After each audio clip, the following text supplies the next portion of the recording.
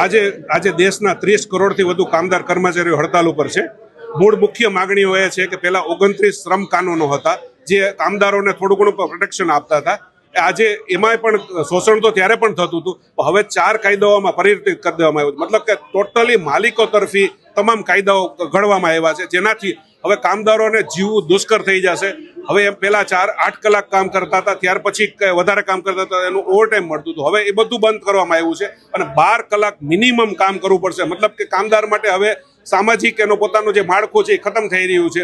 આ દેશમાં હવે સરકાર જે રીતે નીતિઓ બનાવી છે, ફક્ત અમીરો માટેની નીતિઓ બની રહી છે, ગરીબો માટે, મધ્યમ વર્ગ માટે કે બેરોજગાર માટે કે કોઈ એવી કોઈ નીતિઓ નથી કે જેનાથી આ દેશનો આમ નાગરિક સુખી થાય। તમામ જે કંઈ નીતિઓ બની રહી છે એ અમીરો માટે નીતિ બની છે। કોન્ટ્રાક્ટ ઉપર બધું જઈ રહ્યું છે, મતલબ કે કોન્ટ્રાક્ટમાં આપ જાણો છો કે કોન્ટ્રાક્ટર જે હોય એ પોતાની નીચે કોન્ટ્રાક્ટમાં માણસો રાખીને પૂરો પગાર ન આપે, એનું શોષણ કરે, એમને કોઈ લીવના રૂલ્સ ન હોય, મતલબ એ માણસ પોતાના પરિવાર સાથે શાંતિથી જીવી ન શકે। LIC ની અંદર પણ અમે રિક્રુટમેન્ટની ડિમાન્ડ કરી રહ્યા છીએ।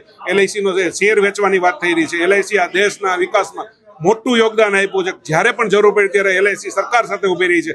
આવી એક સંસ્થાને સરકાર ખતમ કરવાની વાતો કરી રહી છે, પ્રાઇવેટ કરવાની તરફ જઈ રહી છે, ત્યારે અમે એનો ઉગ્ર વિરોધ કરી રહ્યા છીએ। આજે બેંક છે, LIC છે, સ્ટેટ ગવર્મેન્ટ છે, સેન્ટ્રલ ગવર્મેન્ટ છે, PGVCL છે, કામદારો, ખેડૂતો બધા સાથે મળીને અમે આજે હડતાલ ઉપર છીએ। આગામી દિવસોમાં બધા ટ્રેડ યુનિયન ફરીથી ભેગા થવાના છે।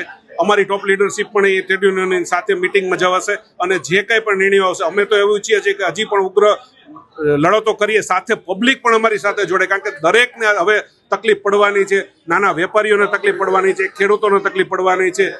વિચારો કે આજે AI આવતા દેશની જે કંઈ નોકરીઓ છે દિવસે ને દિવસે છીનવાઈ રહી છે, આજે સ્કૂલો બંધ થઈ રહી છે, તો આજે ગરીબો માટે જીવવું કઈ રીતે શક્ય બનશે એ અમને સમજાતું નથી। મતલબ કે આ દેશના તમામ નાગરિકે હવે લડતોમાં જોડાવવું પડશે અને મોટી ક્રાંતિ કરવી પડશે, તો જ આ સરકારની આંખ ઉઘડશે, નહીં તો આ સરકાર સંપૂર્ણપણે અમીરો તરફી જ નીતિઓ બનાવશે।